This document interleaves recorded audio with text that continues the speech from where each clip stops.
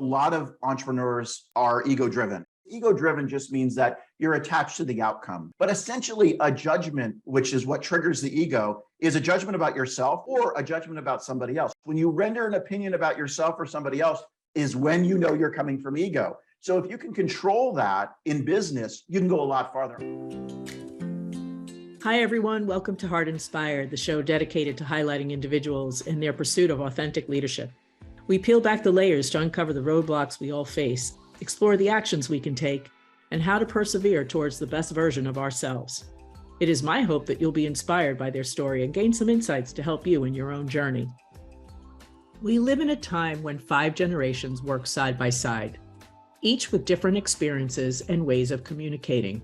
Whether it's within corporate America, sports, or the arts, all age groups are looking for authentic, inspiring leaders. We need leaders to model compassion, empathy, and patience in the workplace. In this series, I sat down with amazing leaders who shared their insight on what has worked for them and what is needed today.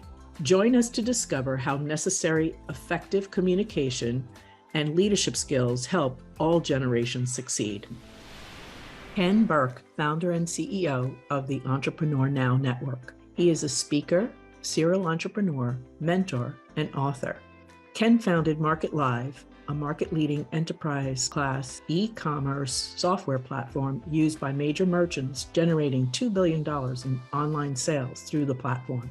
In 2016, he sold it to Vista Equity Partners. Ken has taught well over 10,000 entrepreneurs how to successfully start and grow their companies. After receiving his MBA from Southern California, Ken was awarded Entrepreneur of the Year. Today, we will hear about Ken's latest book called Prosper: 5 Steps to Thriving in Business and in Life. Please welcome my guest, Ken Burke. Hi, Ken. How are you? I am doing great, Michelle. How are you doing? I'm doing wonderful. I'm so happy to have you on the show. You know, you have energy that is contagious, and I'm looking forward to hearing more about your story and talk about your book, Leadership in These Times. When, you know, as an entrepreneur myself, one of the things that it was comforting to know is that you also go through, even though you've been a seasoned entrepreneur, the pain, the headache, and all the other stuff that we go through. So that was kind of a company, you know, we have company in that space. That is so good. I mean, it's the ups and downs and the roller coasters, and you're just learning more and more every day. I'm a practicing entrepreneur, so I'm running a couple of businesses right now, and I'm still faced with my challenges and things that happen, and that's how we learn. So it's great. So let's start with your journey. The first thing I want to ask you is, at what time did you know, instead of being an employee, being an entrepreneur was for you? You know, it's interesting because I just had a discussion yesterday with an entrepreneur that I work with, and, you know, we were talking about salary, and I said to him, I'm like, you know, there's a big difference between being an employee and being an entrepreneur, and you need to think like an entrepreneur. So, you know, he might be worth, you know, 300,000 in the San Francisco market, but, you know, as an entrepreneur, you might make 150 first year starting salary, because that's what the investors are not going to take too kindly to a very expensive CEO founder. You know, that's just one little itty bitty lesson of being an entrepreneur. You might be in your 40s or 50s, and you might be coming off of your career. And in fact, that's where I see a lot of entrepreneurs right now. The budding new entrepreneurs, certainly they're the younger 20-somethingers, but the 40 and 50-year-olds that are saying, I don't want to do it anymore. Yeah. The thing you're going to have to think about is, you know, you are going to have to set aside temporarily that big salary that you might already have and think like an entrepreneur. Entrepreneurs do not think like employees. So you struck a chord by saying that, because I literally just had this conversation yesterday, and I think it's important, because you're playing long ball. You're playing the long game, not the short game. So Thank goodness we have employees and people that want to be employees. But that is, you know, you're getting a paycheck every 2 weeks or 4 weeks. Very different from saying, I'm going to build a business for 10 years and hopefully after that 10 or 15 or 20 years cash out. It took me 21 years to build up my last company, Market Live, and sell it. Now, we had a very good exit, but that's 21 years that you have no idea if it's going to work or not. That's how an entrepreneur thinks versus where's my weekly or monthly paycheck. Yeah. And so for you, were you an entrepreneur in your heart at a very young age? Yes. Absolutely. Yeah, absolutely. I mean, you know, I used to, you know, back when kids could actually have paper routes, you know, I had 4 of them. and you run a little itty bitty business as a newspaper boy back when I was 12, 13, 14, 15. And I think my dad also inspired me. He wanted to buy a hardware store and leave his corporate job. He never did, unfortunately, but it always stuck with me. At age 10, I want that hardware store because we were very much into woodworking and, all the things that were kind of hardware and fix-it related. I regret that, he didn't buy it. I think he regretted he didn't buy it as well, didn't take the leap. And I kind of said at that point, I never want to work for anybody else. And I want to be my own person. And I've been starting businesses, since college, right? Wow. Yeah. Did you have vision boards, or what did you imagine what it would look like for yourself at a very young I don't know age? that I had vision boards at the time. I think in my 20s, I did do vision boards. They were kind of a new thing back then because I'm in my 50s now. So, that was a cool new thing to do. But I've always been very goal oriented and growth oriented. And that's actually why I wrote the book, because I have a strong belief, after all the research and book reading and lectures that I've gone to, that at the center of everything is growth. So I'm kind of addicted to growth, and it doesn't always happen. And it's very frustrating sometimes. And we'll talk about that. But, growth doesn't always, you're growing inside. I say growth, I meant business growth doesn't always happen. But that's actually when your personal development happens the most, is when the trying times, the challenging. Give you an example, I'm going to throw right out there. I got replaced as CEO of my company. I mean, I had built a fairly decent sized company and brought VCs in. And after about, them being there for 2 or 3 years, they like, Ken, you're doing a great job, but we want to bring somebody in that's seen the movie, quote unquote. That's what they said, and this was the biggest movie. Seen the movie, somebody that's done it before. You're too young, and we want to bring somebody that's gone international and done strategic partnerships at a big level. We're going to take your company to $1 billion. We're going to hire the best CEO in the world. You're still going to be chairman. We love you to death, but we're going to replace you, even though I had been doing a really good job. Now, again, I've been playing with the big boys. Big boys are Sequoia Capital and others who typically do this. Didn't know that little secret when I took their money, but I kind of did. I was very trepidatious to take their money. But long story short is that was the best learning experience I could have had, being replaced as CEO. I needed to be replaced, not because I was doing great for the business, but I wasn't doing great for me. I was so attached to the business. Every up and every down I felt personally. And I think a lot of entrepreneurs that are practicing entrepreneurs that are doing it today can feel the same thing. When you get a new customer, or you delight a customer, you're thrilled and you're having a great day. When you lose a customer, or something goes wrong in your product, or you have a challenge, or somebody slaps a lawsuit on you, or whatever it might be, you're now all of a sudden, you're wrecked for the day, the week, or the month, or even the year possibly. So you go on this emotional roller coaster. And what this taught me was detachment from outcome, detachment from the actual business. So my life after being replaced, it was difficult. I had a lot of learnings to do. I had to learn how to detach and how to deal with that emotionally. But then I actually came back in as a much healthier CEO about 4 years later, and ran the company to a successful sale. And it was the best 2 years of my life. So I had learned leadership. It literally taught me leadership, because I learned to lead with the executive team. I had a company of about 250 employees. I know not all your listeners have, big companies, small companies, but you learn to lead through your people, through the people that you brought along with you with the journey. And that was the big lesson for me. When you were replaced, obviously that was, you, in hindsight, you realized it was the best thing. Ego bruised?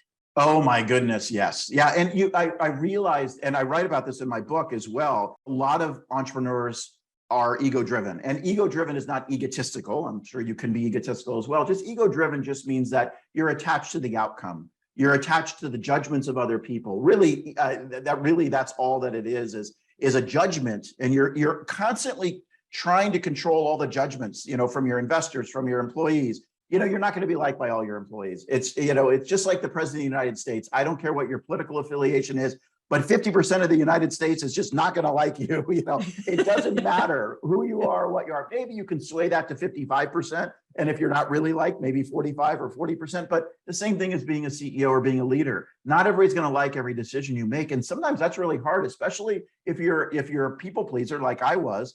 It became very, very challenging. So learning to not repress my own ego, but manage my own ego. And I write in the book about ego triggers. So I kind of outline what are ego triggers and what do you have to be aware of. But essentially a judgment, which is what triggers the ego, is a judgment about yourself. I'm not good enough. I'm too thin. I'm too fat. I'm too tall. I'm too skinny. I'm too this. I'm too that. Or a judgment about somebody else. When you render an opinion about yourself or somebody else is when you know you're coming from ego. So if you can control that in business, you can go a lot farther. I watched so many mistakes from we brought in 2 CEOs over the course of that 4 years. And they were both extremely ego-driven, destroyed the company. It was basically almost worthless. And I had to come back and rebuild it. And we had a very good exit because we had very good bones to the company. But bottom line is their big egos destroyed the company that I had built and all the wonderful employees and customers that we had who loved us. But these guys came in and it was, I went from coddling the company, which was probably not good, and making sure everybody was okay and everybody, I had my hand on the beat of everything, to a CEO coming in saying, you know what, old days are over. You don't like it, get out. And it's a new day here, and I'm in control and don't even think about it. And then of course, he was completely inept as well. So the company spiraled down in 18 months to be almost worthless. So 2 things there. What I hear is that you were, and this was years ago, but you were a very empathetic leader, which is something that we, a lot of social media, a lot of articles are written about being more empathetic, being more compassionate, being, that leader who really cares about their teams and bringing them along, as opposed to do as I say, which sounds like your previous CEOs that you had encountered. You just described the 2 of us perfectly. And also, do you think that stoic, emotionless behavior belongs in leadership? So yes, to a degree. Sure, there are downsides and upsides to both, right? You may not get as much on the business results side when you're more of an empathetic leader and you're trying to, garner consensus. You can garner consensus too much. You can over garner consensus, because then you can't get to a decision. So what I was always taught was garner the consent or take all the feedback. And this is how I ran the company in the later years. Take all the feedback and then make the decision and then be done with it. So it is the decision, but listen to everybody, which, might take a little bit more time, but you can still get to the decision. Getting consensus from everybody, that may never happen. And so you can be caring and empathetic, but still have to run a business and say, you know what, I appreciate your opinion, but I'm going a different direction. Yeah. And by the way, you do that with your investors. You can do that with your investors. You can do that with your employees, and you can do it with your customers. You see, the empathetic leader is the leader to all, not just to your employees. I want to make sure when I came back as CEO, I basically said, you know what, guys, we're gonna, and everybody everybody that was associated with the company at all, I said, we're gonna run this company for the next 2 years with 5 key initiatives. We're gonna establish the key initiatives ourselves. Now we're gonna have 5 major themes, and then underneath that we would have objectives. And our company was big enough where we could handle 5. Sometimes I recommend 1 or 2 if you're a smaller company. And I said, if anything else comes up other than what's under these 5 things, I don't want to talk about it. I don't want to manage to it. And I told my investors that, who could have fired me. But I said, you know what? Do not come to a board meeting and start talking about something that doesn't mean anything except what we've agreed to on these 5 initiatives. And I held everybody accountable. And then after the first year, I revised the initiatives to be year 2 initiatives as well. And I held everybody accountable. Every executive meeting was run that way. And I ran the executives as opposed to running the employees. In other words, I managed through the executives to the employees, or through the directors, or through the managers. We did have a hierarchy at our company. We were flat, but not that flat. And what I was, as an empathetic entrepreneur in my early days, I managed everything, every employee. I would go directly up to people and give them different directions and just create chaos. I was great at creating chaos, but I learned to manage through my executive team. So that, along with the 5 key initiatives, my customers even knew my 5 key initiatives. They all knew it. Don't ask me for something if it's not on the 5 key initiatives. I know you're a customer. We're going to stick to the 5 key initiatives. And if you keep us on track, we'll have success. We quadrupled the value of the company in 2 years. We made our customers much happier because we moved to what we call AWS, which was a big server farm, as opposed to hosting our own servers. Their websites didn't go down anymore. They made more money. They were much happier. They just needed to listen to and that's what leadership is. It's not just leading your employees. Yeah. A lot of trust there. A lot of trust. Yes, and that took a long while to build up as well, because Yeah. I had worked with every customer and every investor and every employee over many years, so that when I came back as the CEO, I didn't have anything to lose at that time, which was actually really refreshing. Yeah. Because you have investors can do things to you, like replace you or dilute you or do other things. So Yeah. I was always fearful of that, and fear got the betterment of me. And then I started listening to them way too much, the investors. And ultimately, that was my demise, at least part of my demise, I guess. And when I didn't care as much about what everybody thought, and I set my ego aside, but I was very empathetic. I still love my employees, love my customers. They knew it. They knew by dealing with me, that was it. So would I do it all over again? I would absolutely continue to be an empathetic leader. I think it's much, much more effective.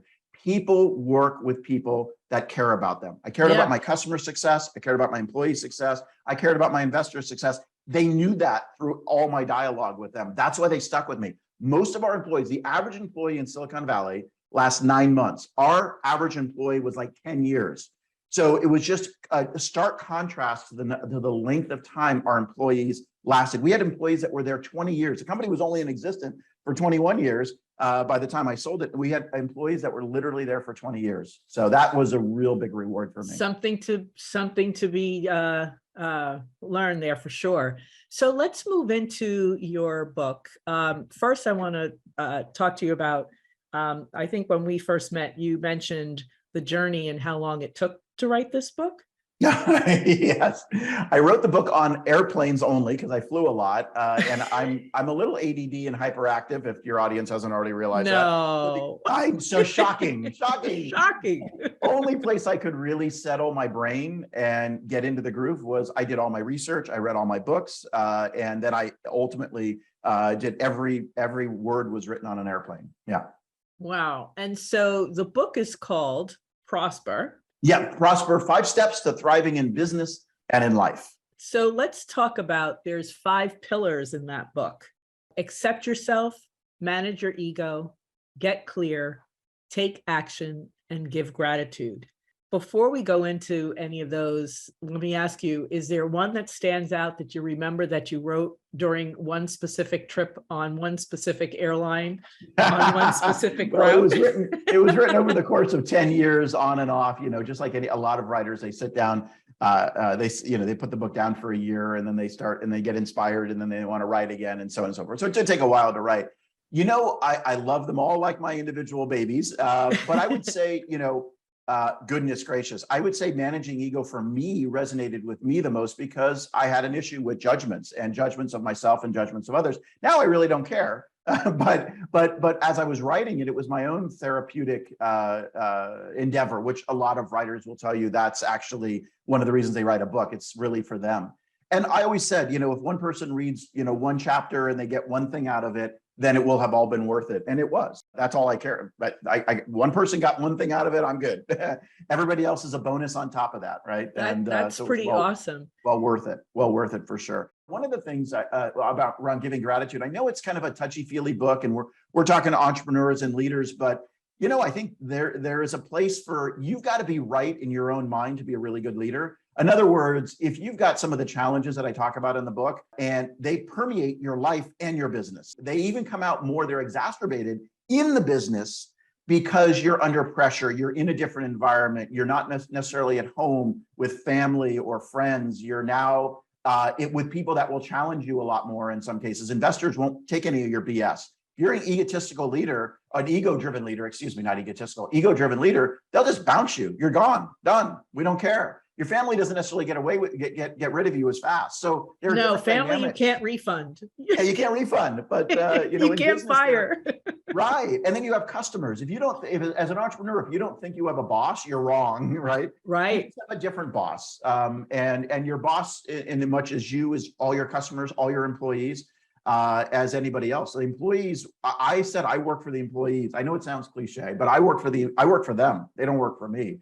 And so it's beliefs and philosophies like that, because they were the ones that were creating my ultimate success in the business and financial future and all of that. And also, you had to reward them. Every employee had stock options. Every employee, we made multiple millionaires when we sold the company, which was very rewarding. I mean, many, not many, I don't want to say many, but we made a good number of millionaires that in selling the company, which was great. That was rewarding. But the chapter that kind of stuck out was lacking in the world was gratitude.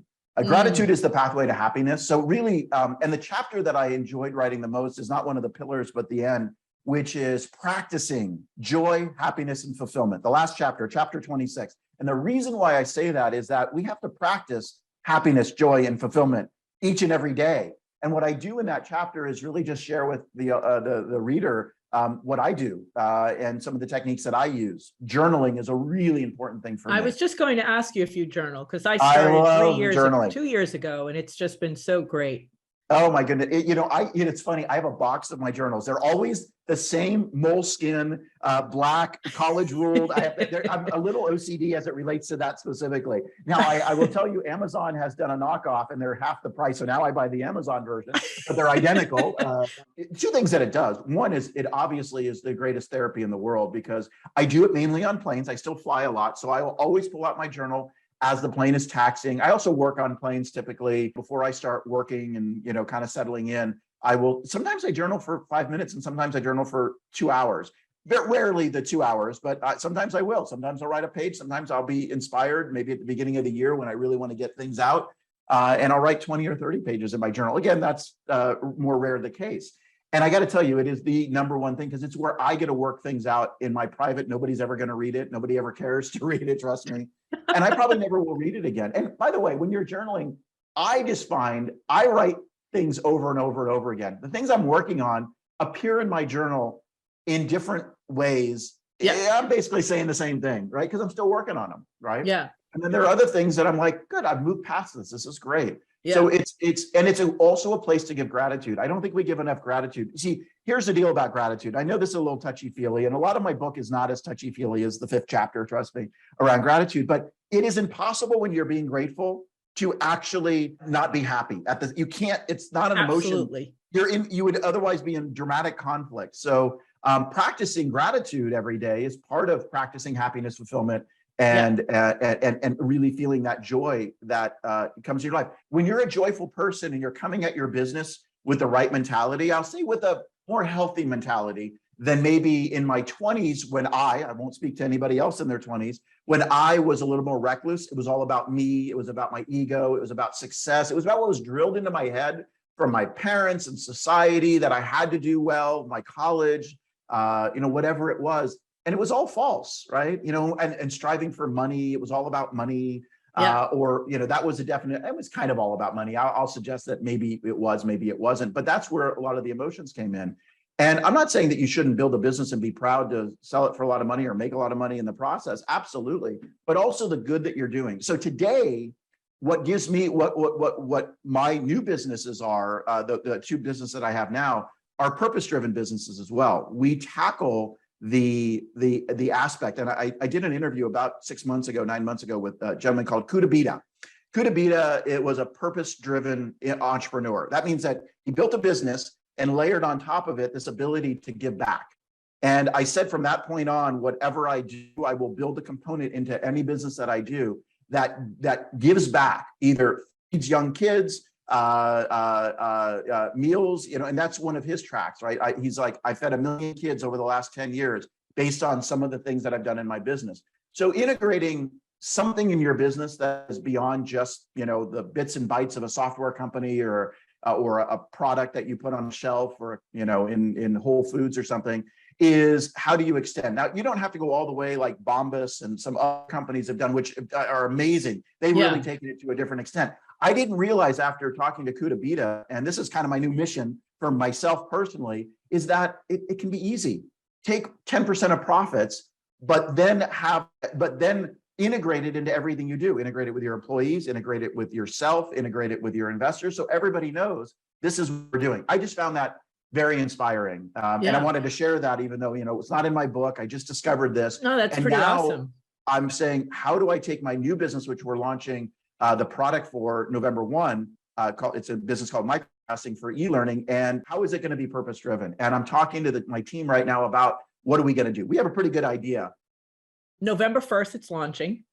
Yes. Well, November 1st, my business called Microcasting, which is an e-learning software product that allows people to be able to bring e-learning in kind of a new and different way to the world, in a very modernized way that people can bring e-learning to their constituents, to their customers, or what have you. It's really not employee-based e-learning. It's customer, prospect, thought leaders, coaches, other people that can really deliver this in a very effective manner, and done in the right way that people will consume it. I've spent 5 years learning about e-learning, building my own e-learning content company, and learning all the best practices, looking at all the research, and then now we packaged all that into our product.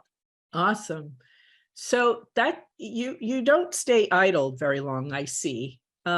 So aside from this, you mentioned 2 startups. What else is in the cards for you what's cooking up for you now, other than that one? I will tell you my dream about kind of giving back, and I do a lot of volunteer work and other types of things, and it's all well and good in terms of coaching and working with entrepreneurs. But I'd like to just step it up a bit and do more speaking, more podcasting, more getting out there a little bit more to be able to share more of the ideas. And we didn't talk a lot today. We talked about leadership, which I love talking about. This has been so amazing. But talking about the fundamentals of running a business, the formula for success, or the entrepreneurial mindset. And there's so many topics and things that, how do you raise money? Yeah. Should you raise money? How do you think? I have about 200 isms, if you will. They're not isms, they're sayings. And each one has a business principle behind it. So I'd like to write another book, and I'd like to get out there a little bit more, if you will, visibility while I'm building these other businesses, because I think a practicing entrepreneur can share so much more with entrepreneurs than somebody that, oh yeah, I did it 20 years ago, or did it 10 years ago, or all I do is kind of speak or teach. And it's like, that's all good. Those are all real good. But I want to be living it and then teaching it at the same time. That's kind of what's next for me. Yeah, here's what I've learned. I found that even when I was in as an employee, as soon as I learned something new and learned how to figure it out, I couldn't wait to share it with somebody else, Yes. And then you go through it together. And then the other person, what's really exciting is when the other person says, oh, look what I found out about it. And then they share it back with you. So it's like they own it. Well, because it becomes them, and they're like, look what I did. Yeah. And then all of a sudden it's like, yeah, well, I helped you do that, but you never need to say that, because you're right. The presence of, what you gave out to the universe, to the world, comes back to you in them being able then to spread it to 5 other people, 10 other people. And we know that that's part of what education does. And so I'm a big believer in that. I very much believe that an entrepreneur also needs to be a thought leader, and a thought leader, because they're already experts in whatever they do. That's why they're entrepreneur. That's why they got into what they got into. So how can they take that and deliver that, not just paying it forward, but also it establishes a platform for them and their company people want to buy from experts. So so when you're giving this back to your customers, and today it's not good enough just to sell a product or a service. You need to be a solutions company. A solutions company bundles a solution together that's your product, potentially other people's products that you partner up with that are complementary, and the secret ingredient, the intelligence on top of it. That's education, that's knowledge, that's solutioning. And then you bring it all together and you present it to a customer. You want to build a successful business? That's the equation for building a successful business. One of them. Brilliant. Well, Ken, this has been totally awesome today. I love talking to you about leadership. We will definitely make sure that in the speaker notes that we have your book, and make sure that we have everything, any links that we have that we can follow you and find out what's new, where you're going to be speaking next. Any ideas yet? Yeah, no, well, we're just starting to kind of rev up the engine a little bit. So I'm doing just podcasting right now, but I will say that I do have quite a lot of free resources at EntrepreneurNOW.com. It's a site dedicated to entrepreneurs called the EntrepreneurNOW Network. So I thought I would just throw it out there. There's tons of free resources, videos.